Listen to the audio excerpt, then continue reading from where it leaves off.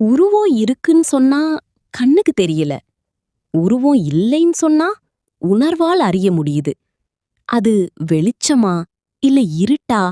இல்ல எதுவுமே இல்லையா?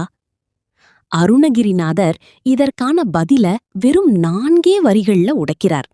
அந்த பிரம்மாண்டத்த பத்தி தான் இன்னைக்கு நாம பார்க்க போறோம். முருகன் தனிவேல் முனி நம் குரு என்று அருள் கொண்டு அறியார் அறியும் தரமோ. அதாவது, அவன் என் முருகன், அவன் தனித்த வேல் ஏந்திய முனிவன், அவன் என் குரு. இப்படி பக்தி மேலிட அவனது அருளை பெற்றவர்களுக்கே அந்த பெருவெளி புரியும். மற்றவர்களுக்கு இது எட்டாத கனி.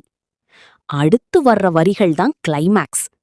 உரு அன்று, அரு அன்று, உளது அன்று, இலது அன்று, இருள் அன்று, ஒளி அன்று என நின்றதுவே. இந்த கடவுள் தன்மையை எப்படி சொல்றாரு பாருங்க. உரு அன்று, அரு அன்று. அவனுக்கு ஒரு குறிப்பிட்ட உருவமும் கிடையாது. அதே சமயம் அவன் கண்ணுக்கு தெரியாத வெற்று அரூபமும் கிடையாது.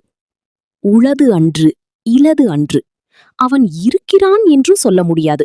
ஏன்னா நாம பாக்குற மாதிரி அவன் இல்ல. அவன் இல்லை என்றும் சொல்ல முடியாது. ஏன்னா அவன் இல்லாம எதுவுமே இல்ல. இருள் அன்று, ஒளி அன்று.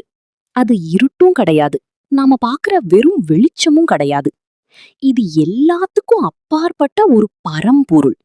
குவாண்டம் பிசிக்ஸ்ல சொல்ற மாதிரி ஒரு விஷயம் ஒரே நேரத்துல எல்லாமுமாகவும் எதுவுமே இல்லாமலும் இருக்கிற ஒரு மர்மமான நிலைதான் முருக நிலை. அறிவு கொண்டு தேடினா அவன் பிடிபட மாட்டான். ஆனா அந்த தனிவேல் முனிவன் மேல அன்பு கொண்டு உருகினா அவன் என்னன்னு தானாவே புரியும். இதைதான் கந்தர் அனுபூதி நமக்கு கடத்துது. அருணகிரிநாதர் சொன்ன இந்த வரிகள்ல உங்களுக்கு பிடிச்ச வரி எது? கீழே கமெண்ட்ல சொல்லுங்க.